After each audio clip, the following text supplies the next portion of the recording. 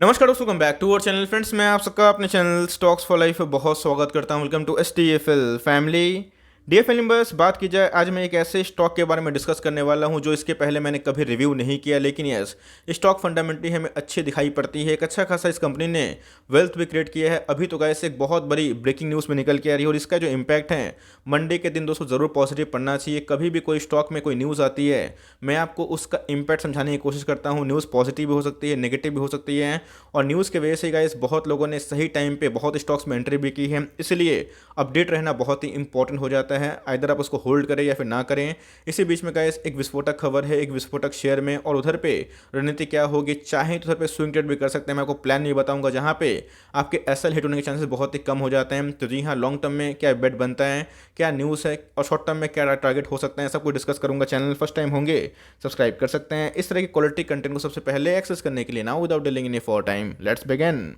Covid को लेके ये बहुत बड़ी अपडेट निकल के आ रही है। जी हाँ दोस्तों, अगर आप देखें तो वैक्सीनेशन का जो ड्राइव है जो भारत में, वो बहुत तेज़ी से हमें आगे बढ़ते हुए दिखाई पड़ रहे हैं।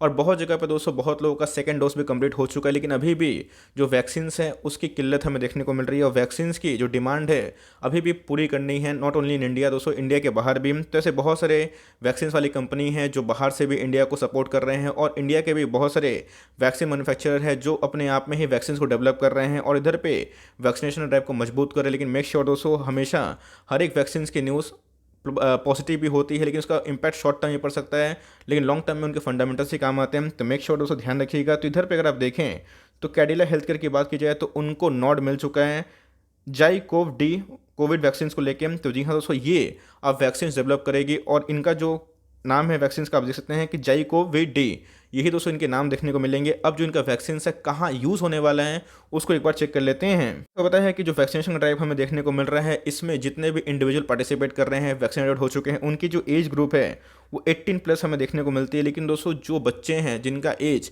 12 से लेकर 17 ईयर्स के अंदर है, उनका क्या, बिकॉज अगर आप देखें तो जितने भी छोटे बच्चे हैं जिनका एज 12 से 17 ईयर्स के बीच में है, तो अभी तक कोई वैक्सीन कंपनी ये वैक्सीन डेवलप नहीं कर चुकी है। लेकिन अगर आप देखें तो ये जो वैक्सीन इन्होंने डेवलप किया है, ये अपने आप में ही बहुत ही इंपॉर्टेंट रोल प्ले करेगी, बिकॉज ये जो वैक्सीन इन्होंने डेवलप किया है ये इमरजेंसी यूज़ एडल्ट भी होगा, मतलब एडल्ट भी इसको ले सकते हैं। लेकिन दोस्तों अगर आप देखें तो चिल्ड्रन जिनका एज 12 से फिर उससे ज़्यादा है और 17 के आसपास, ये उनके लिए बहुत ही अच्छा खासा मार्केट क्रिएट कर सकती है, बिकॉज अभी तक 12 से लेकर 17 ईयर्स के एज श्रेणी के बीच में कोई वैक्सीन डेवलप नहीं हुई थी।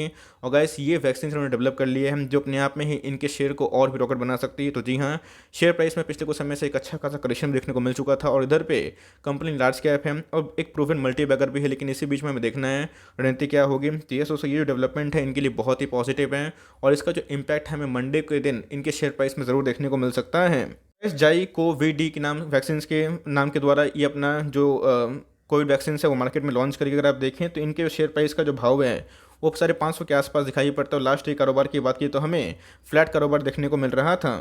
सर आप देखें पूरे जनवरी के महीना से इसने मात्र 16% के आसपास रिटर्न बना के दिया है, और अपने ऑल टाइम हाई से एक अच्छे खासे करेक्शन में मिल रहे हैं। और आप देखें 530 का बॉटम लगाने के बाद इसमें थोड़ी सी रिकवरी हमें देखने को मिल रही है, और ये अगर सटीक बैठता है, इसका जो इम्पैक्ट सटीक बैठता है, तो जी हाँ दोस्तों ये अपने ऑल टाइम हाई को ब्रीच कर सकता है। और पूछेंगे कि ऑल टाइम हाई कितना है, जी हाँ 670 के ऊपर हमें दिखाई पड़ता है। तो इसका मतलब अगर आप देखें डाउन साइड हमें बहुत ही कम दिखाई पड़ता है, और अपसाइड की बात की जाए तो इस न्यूज़ के बाद हमें एक अच्छी खासी रैली देखने को मिल सकती है। तो ऑफकोर्स इनके वैक्सीन मार्केट में आएंगे तो इनके रेवेन्यू बढ़ेंगे, रेवेन्यू बढ़ेगा तो प्रॉफिट बढ़ेगा, प्रॉफिट बढ़ेगा तो गैस ईपीएस बढ़ेगा, और ईपीएस बढ़ेगा तो मार्केट में इनके शेयर्स के लिए डिमांड पैदा हो सकती है।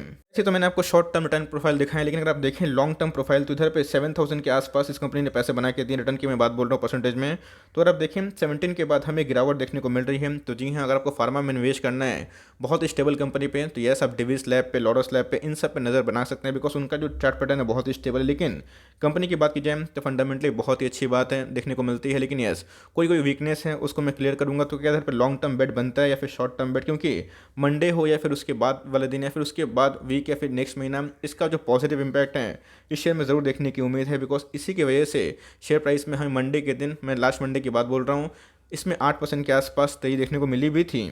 कारोबारी कंडीशन देख लेते हैं कि जो लास्ट ईयर ट्रेडिंग हुआ था उसमें कितनी परसेंट के एक्मुलेशन देखने को मिल रही है। अगर आप देखें 30% से ऊपर इसमें एक्मुलेशन देखने को मिल रहा था, जहां पे 18,77,000 शेयर ट्रेड हुए थे।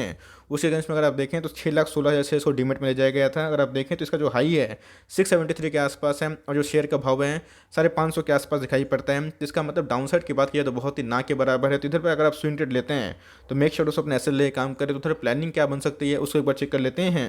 स्विंग ट्रेड पे आऊँगा, मैं चार्ट भी दिखाऊंगा, लेकिन उससे पहले एक बार फंडामेंटल देखना बनता है। बिकॉज कभी मान के चलिए स्विंग ट्रेड अगर काम नहीं किया तो फंडामेंटल ये बिलीव दिलाता है कि आप उस स्टॉक को होल्ड कर पाएँ। तो अगर आप देखें मार्केट कैप 57,000 करोड़ के आसपास हमें दिखाई पड़ती है। स्टॉक का अगर आप पी देखें 24% के आसपास दिखाई पड़ता है और आपको ये डिस्काउंटेड रेट में अवेलेबल दिखाई पड़ रहा है। तो जी हाँ, इस न्यूज़ का इंपैक्ट इसमें बहुत ही पॉजिटिव पड़ने वाला है अपकमिंग कुछ वीक में या फिर मंथ में। और आप देखिए कंपनी का जो आरओसी है 14% के आसपास और कंपनी का जो आरओई है 20% के आसपास, जो अपने आप में ही कमांडेबल है। कंपनी की फेस वैल्यू की बात कीजिए तो हमें 1 दिखाई पड़ जाती है। अब देख लेते हैं कि कंपनी का जो सेल्स ग्रोथ है वो कैसे हमें देखने को मिल रहा है। बिकॉज इधर पे न्यूज़ तो अच्छा है, लेकिन हमें देखना बनता है कि कंपनी क्या कंटिन्यूसली अपने सेल्स में डेवलपमेंट कर रही है। अगर आप देखें तो कंपनी के जो सेल्स हैं वो कंटिन्यूसली बढ़ते हुए दिखाई पड़ रहे हैं। 13,000 करोड़ से 15,000 करोड़ के आसपास दिखाई पड़ रहे हैं। कंपनी के प्रॉफिट की बात की जाए तो जी हाँ दोस्तों, कंपनी के प्रॉफिट भी हमें बढ़ते हुए दिखाई पड़ रहे हैं। इधर पे प्रॉफिट डिक्लाइन था बिकॉज कंपनी के जो एक्सपेंसेस है वो काफ़ी बढ़ते हुए लास्ट ईयर दिखाई पड़ गए थे। के पास कितना रिजर्व सरप्लस देखना बन जाता है। तो गाइस कंपनी के पास हमें 12,000 करोड़ से ऊपर की रिजर्व दिखाई पड़ जाती है। बोरिंग्स के बारे में डिस्कस करें तो 4,500 करोड़ के आसपास बोरिंग्स हमें दिखाई पड़ती है। इसका मतलब बोरिंग्स कंपनी के काफ़ी हाई देखने को मिलते हैं, लेकिन यस हमें पिछले कुछ समय से ये कम होते हुए देखने को मिल रहे हैं। तो जिनको बोरिंग्स वाली कंपनी पसंद नहीं है वो चाहे तो अवॉइड भी कर सकते हैं। लेकिन इधर पे जो स्विंग ट्रेड का प्लान है, बिकॉज न्यूज़ अगर अच्छी आती है तो स्विंग ट्रेड ज़रूर बनता है। इसके पहले भी मैंने बहुत सारे स्विंग ट्रेड कॉल्स आपको दिए थे और उधर पर एक न्यूज़ का इम्पैक्ट था और बहुत लोगों ने फिर मैंने भी प्रॉफिट को बुक किया था। तो जी हाँ दोस्तों, न्यूज़ का इम्पैक्ट ऑफ कोर्स पड़ता है। तो उधर पे अगर आप स्मार्ट प्लेयर हैं तो आप अपनी रणनीति आराम से बना सकते हो। फंडामेंटल देखें हमें ठीक ठाक दिखाई पड़ते हैं। अब एक बार देख लेते हैं प्रोमोटर होल्डिंग। तो जी हाँ, प्रोमोटर को अपने जो बिजनेस है बहुत भरोसा दिखाई पड़ता है। 74% के जो आसपास स्टेक है वो प्रोमोटर के पास है।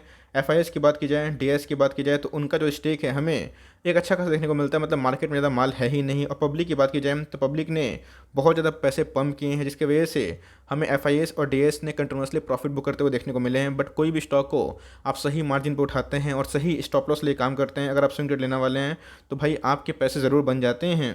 सबसे पहले देखना बनता है कि इधर पे जो पैटर्न बन रहा है वो कैसे हमें देखने को मिल रहा है। अगर आप देखें कैडिला का जो शेयर प्राइस है वो काफ़ी गिरावट हमें देखने को मिल रहा था। उसके अगर आप देखें तो ये बहुत ज़्यादा दोस्तों जो नैरो रेंज बाउंड हमें देखने को मिल रहा है। बॉलिंजर बैंड की बात की जाए तो जी हाँ, कभी भी इसमें ब्रेकआउट पॉसिबल हो सकता है और इस न्यूज़ का जो इम्पैक्ट है इसमें आग में घी डालने वाला काम कर सकता है।